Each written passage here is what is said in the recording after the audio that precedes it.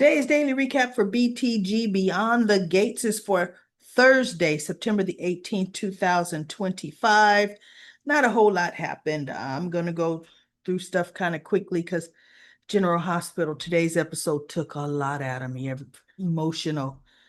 So anyway, Doug is sealing his fate, being an idiot. Randy meets him at Orphy Jean's again. Why don't they just meet at a stupid park? You know, behind a doggone tree. We're going to meet at this small restaurant that everybody frequents, right? So anyway, Doug is saying, you know what I said, that Vanessa was done with Joey. Randy says, well, I'm guessing that's not the case, right? No. And I'm going to bring Joey down, and I'm going to have to do it in a way that Vanessa don't get. Randy's just like, I'm out. You do your own crazy scheme. I'm out. I'm not involved. Doug goes to Bill's house. Haley has to go upstairs. Her and Bill were supposed to go have some makeup sex, even though they didn't have a real fight. And Bill says, what are you doing at my house at this hour without an appointment? My wife and I have an appointment, right? And he goes, it's important. It can't wait. I just need to speak to you. So he goes, Haley, honey, can you please, just give us a minute. She goes, okay, I guess I'll go get ready for our appointment. Doug proceeds to tell Bill all about he needs his help, all about the money laundering. And Joey wanted his friend, because I had a friend that was going to help me with this, bring Joey down. Joey wanted him to murder somebody, and my friend couldn't go through with it. And Bill is thinking, this is too close to all our homes, right? He knows he was talking about the Kenny situation. He says, so my friend didn't do it, but obviously, apparently, Joey got somebody else to do it because there was an accident, a shooting in the park that was supposed to have been a robbery gone wrong. He goes, so I know Joey had something to do with that. And he's been doing this money laundering business. Vanessa is running the money through her real estate business, and it's been going on for a while. And Bill is just sitting here taking in all this information. And he goes, so I need your help. I need you to help me bring down Joey, but make sure Vanessa and I are protected, especially Vanessa. Bill says, well, for one thing, this obviously has been going on for quite a while, right? He said, yeah. He says, so you've been benefiting from the money laundering. It's going to be difficult to keep you and Vanessa out of it, Doug.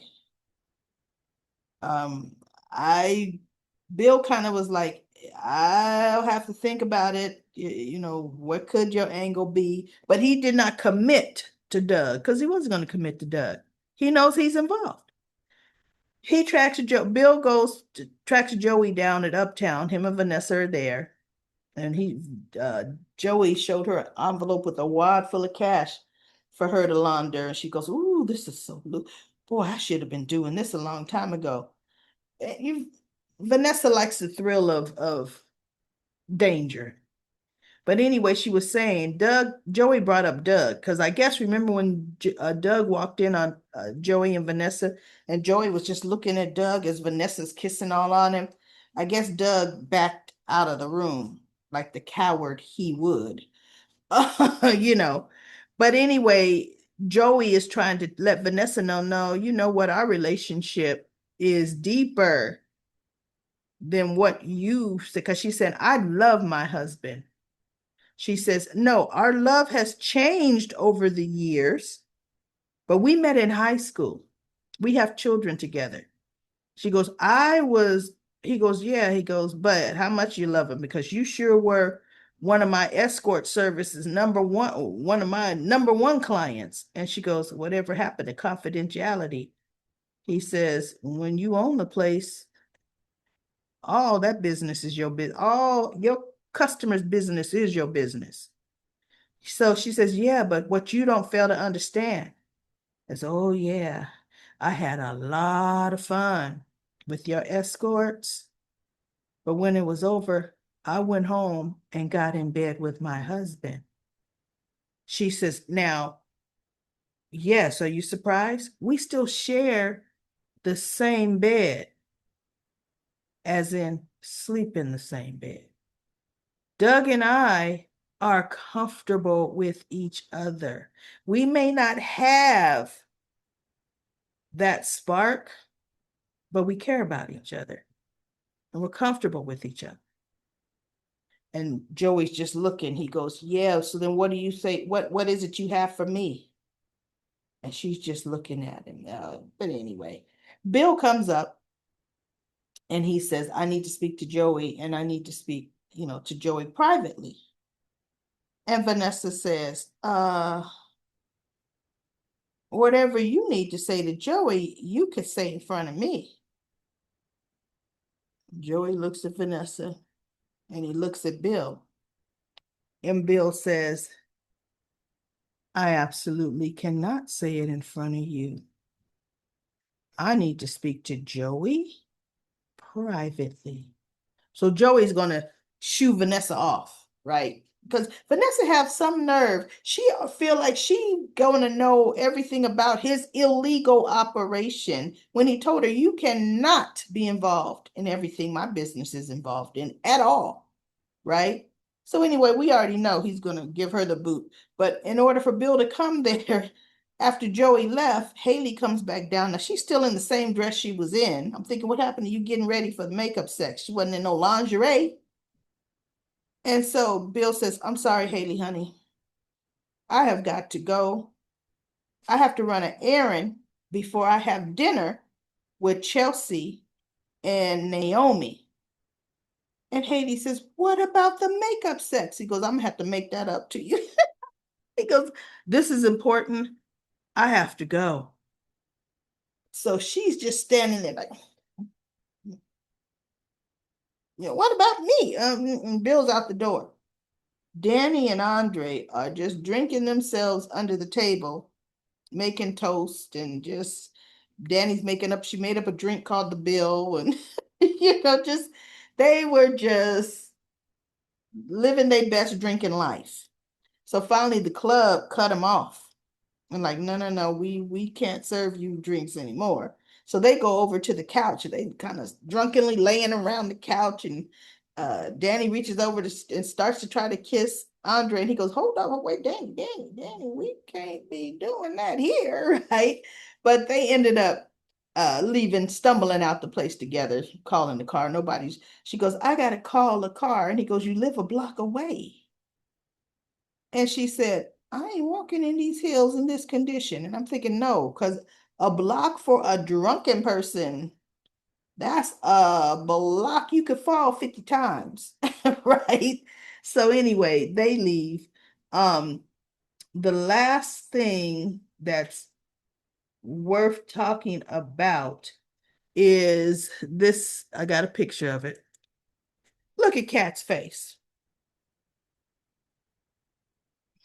When it's over, she's like, can't believe I had to suffer through this again, right? Hey, because Tomas did this special romantic evening for them. He rented a hotel room and beautiful roses on the table. He had, course dinner already set up. It was just beautiful. So Kat walks in, he took her in with the blindfold on. And when he took it off, she goes, what's this? Candles lit? He's really trying to romance her, right? And so she walks over to the table. She goes, it's beautiful. And she glances at the bed and she's like, he can't see her face. She's like, I know where this is going. He's going to want this to end up. So after they eat and they have their dessert, he pushes a button and it's one of her favorite songs. She goes, you remember this is my favorite song? He's like, I'm trying to remember every ounce of you, right? So he goes, dance with me. So they stand up and they're dancing. Although to me, his hands didn't seem too comfortable with her. They were a little stiff. kind of like he would be holding Haley, right? Anybody check that out? Did you anybody notice that too? I thought, well, why ain't he, doing a little grind on there? But anyway, um, they're dancing and then they're kissing, and then of course they lay down on the bed, and that's what Kat wakes up like. And she ends up he's like, oh, Kat, something or other. And she goes, mm-hmm. And he goes, wait a minute, what's going on, Kat? What are you thinking? Nothing. He goes, no, it's something, Kat. And he's trying to look at her face. He goes, I could tell it's something. And she says, he goes, we need to talk about it. We need to talk about, what's wrong, what's not going. She goes, oh, what's wrong? So you're trying to say what's wrong? What's wrong with me is what you're trying to say. And he's like, no, that's not what I'm saying. I really want to make this right for you. I don't want to be the only one having fun. I want to make sure you're enjoying this too. And oh, every word he said, she got up out the bed, with the little sheet. Every word he said, she had some. So you saying it's my fault. You're saying something's wrong. He's like, Kat, I'm not saying that. She goes, well, you know what? Maybe if you were any good in the bed, I would enjoy it. Because she's like, maybe it's not me. Maybe it's you. And he never said it was her, right? And when she said that, you know how Kat can be just a mean person and cut you down. Oh, she turned that on him, which is the thing. That's her. That is her personality, period. Right? And he looked at her and she's like, he got dressed. They're both dressed now when the scene comes back to them. And he's looking, he's like, I'll take you home. She goes, I'm gonna call a car. And she has her cell phone up. And he goes, suit yourself. And he just walks out the room. Now, the hotel they're in is the same room that Eva and Ted stay in. Let's see if he leaves that room and goes knocking on Eva's door to complain about Kat to her. So, he's wounded because she said he was no good in the bed. Right? And Eva gonna make him think he could curl her toes, right? She gonna make like I don't know what's wrong with her, but you the best I know what Eva's gonna do. Right? I know what Eva's gonna do, even if he's not that good. But the thing is, I really believe the chemistry is better with Eva and Tomas. So she probably won't be faking a thing. Probably not, right? So we'll see where that goes. But yet again, now she knows, okay, this is time number what, 3? And it's like watching paint dry. I'm not feeling it. I ain't having it. Right. So anyway, I think this should be what breaks them up. I mean, because she doesn't want to talk to him about it. He's trying, but you know what? She said he ain't no good, so he should be like, okay, then you don't want no more of this. And move along, Tomas. Move along. That's it, everybody. Nothing else happened. Let's go to comment corner, comment corner. Shirley says, honestly, I've wondered, what does Haley do when Tomas mentioned that she was a paralegal? So does this mean she's a lawyer? No, paralegal works in lawyers' offices. They do the research for the lawyers. They look up different cases, give them the evidence, give them the precedents that they need, and type up a lot of stuff with the references. They do the grunt work for the attorneys, right?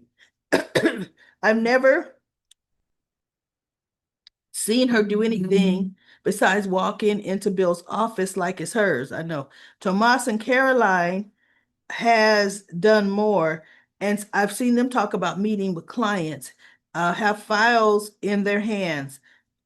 All Haley does is walk around with her long, empty hands. Haley thinks that Bill will ever actually be jealous of Tomas? Please. He figured out what she was trying to do. And maybe Danny is going too far, but too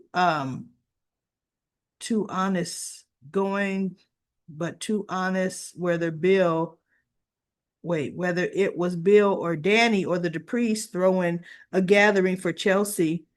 To do you think, wait, for Chelsea, do you think Chelsea would want to be there? I know that Chelsea went through something traumatic with Allison, but she was gone for a night. She would have some PTSD, but it was really that or just trauma. But is it really that or just trauma? Sometimes it's funny. They say one night, but then have you heard Chelsea? She was saying she had me chained for days. I mean, you know how soaps are. It's hard to pin down a timeline.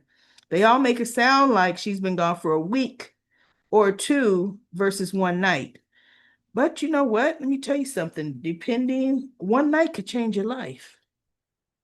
The chick tried to rape Chelsea. I mean, and had her at knife point. So no, one night of torture, actually, one night and 2 days of torture is enough to really put people in a tailspin, right? I know it would mess me up. With Kat, I don't think she had anything to apologize for, even knew exactly what she was doing. Yes, she does. She saw Kat and Tomas having uh alone time, and she purposefully interrupted them. She didn't have anything important to say. No, she didn't.